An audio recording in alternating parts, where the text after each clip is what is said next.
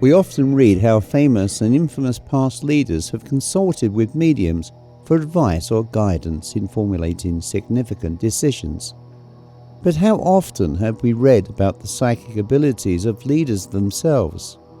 Winston Spencer Churchill was such a man, and although during World War II he had consulted with mediums for strategic war information, Churchill also possessed a psychic intuitiveness which guided him through challenging and difficult times during his long life. Recalling the events of the Boer War when he had been captured, he escaped and sought sanctuary. He explained in his autobiography how he was guided by some form of mental planchette to the only house in a 30-mile radius that was sympathetic to the British cause. Had he called on any other house, he would undoubtedly have been arrested and handed to the Boers to be shot as an escaping prisoner of war. In later years, as Prime Minister of Britain during World War II, there were two notable occasions when Churchill's psychic prowess saved his life. On the evening of the 14th of October 1940, during an air raid and whilst entertaining 3 government ministers at 10 Downing Street, London, Churchill broke contact with his guest. He went to the kitchen where he ordered the cook to put the evening dinner on the hot plate in the dining room. Afterwards, he ordered all kitchen staff to evacuate immediately to the air raid shelter, and then he calmly returned to his guest at dinner.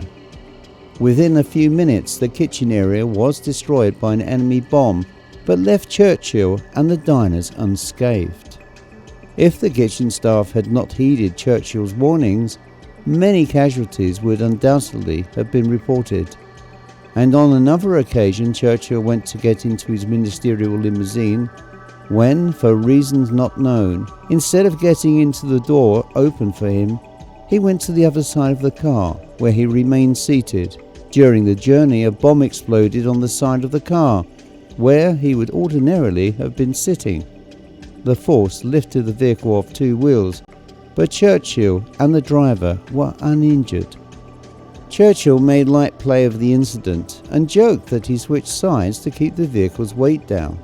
Still, he later confessed to his wife that a voice in his head commanded him to stop as he was about to get in.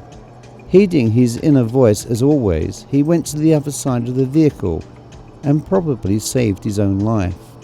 On another occasion, Churchill travelled to the House of Commons in a government limousine when he ordered the driver to take a different route.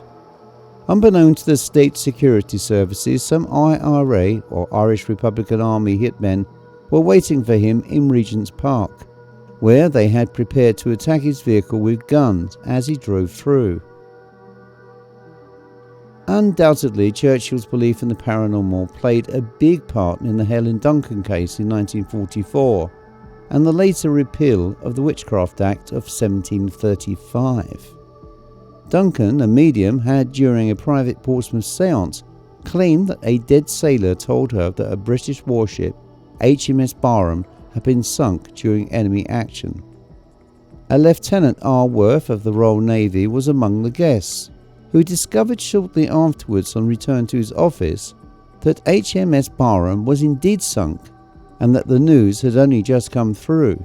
Suspecting that Duncan was a German agent, and with D-Day not too far away, she was immediately arrested with other guests for vagrancy, which was later amended to conspiracy, before finally appearing in court, charged under the Witchcraft Act.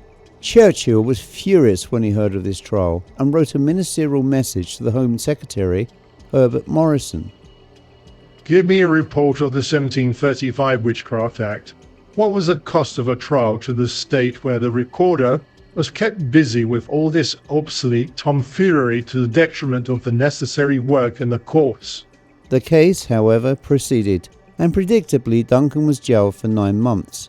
Although due to pressure from Churchill, Duncan was released early from prison in September 1944, some 3 months after D-Day. The Witchcraft Act was repealed some years later during his second term of office in 1951.